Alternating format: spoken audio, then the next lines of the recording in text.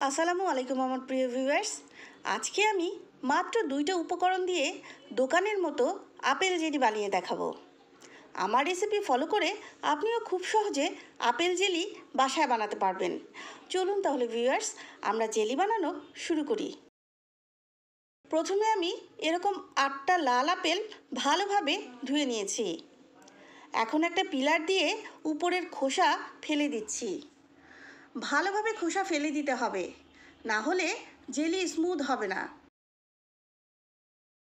আমার সবগুলো আপেলের খোসা ফেলে দেওয়া হয়ে গেছে। এখন একটা একটা করে আপেল নিয়ে এভাবে স্লাইস করে নিচ্ছি। আর স্লাইস করার সময় ভেতরের বিচি আর শক্ত অংশ ফেলে দিচ্ছি।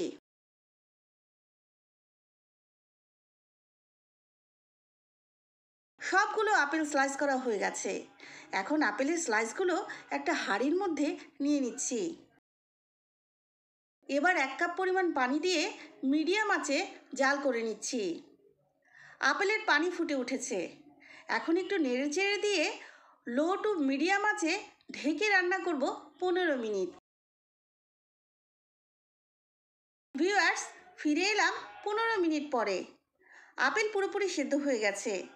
আপেল খুব নরম ফল, তাই সেদ্ধ করতে বেশি সময় লাগবে না।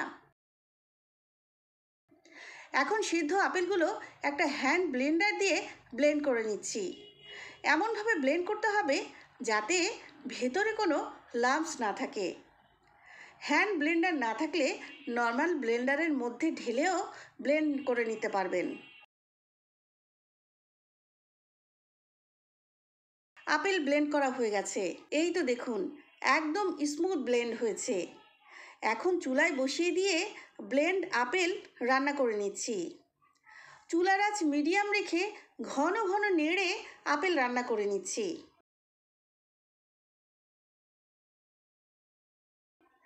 আপেলের পানি যখন অর্ধেক শুকিয়ে যাবে তখন এর মধ্যে 3 কাপ পরিমাণ চিনি দিয়ে দিচ্ছি।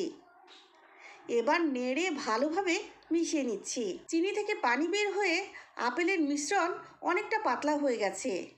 এই সময়ে আপেলের মিশ্রণ ছিটে গায়ে লেগে যেতে পারে, তাই একটু দূরে থেকে ঘন ঘন নেড়ে আপেলের পানি শুকিয়ে নিতে হবে।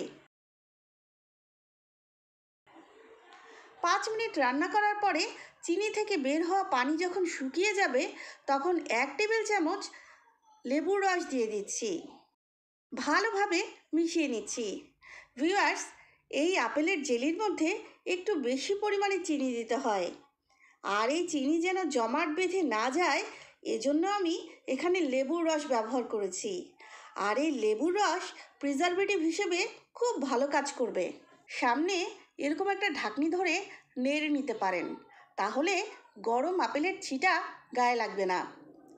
আমার মতো ঢেকেও রান্না করতে পারেন। প্রায় 10 মিনিট রান্না করার পরে আপেলের মিশ্রণ শুকিয়ে জেলি হয়ে গেছে। এই অবস্থায় আপনারা চাইলে ফুড কালারও দিতে পারেন। আমি ন্যাচারাল পছন্দ করি, তাই ফুড কালার দিচ্ছি না। আর 5 মিনিট রান্না করার পরে আমার আপেল জেলি একদম রেডি। এখন চুলা থেকে নামিয়ে একটা পরিষ্কার কাচের বয়ামে রেখে দিচ্ছি। জেলি অবশ্যই কাচের পাত্রে রাখতে হবে। প্লাস্টিকের বয়ামে রাখলে জেলি থেকে গন্ধ আসবে। এজন্য আমি কাচের পাত্রে রেখেছি। এই তো দেখুন কতটা লোভনীয় হয়েছে দেখতে। এখন 2 ঘন্টা ফ্রিজে রেখে দিচ্ছি। ফ্রিজ থেকে বের করে 1 স্লাইস পাউরুটির উপর লাগিয়ে নিচ্ছি।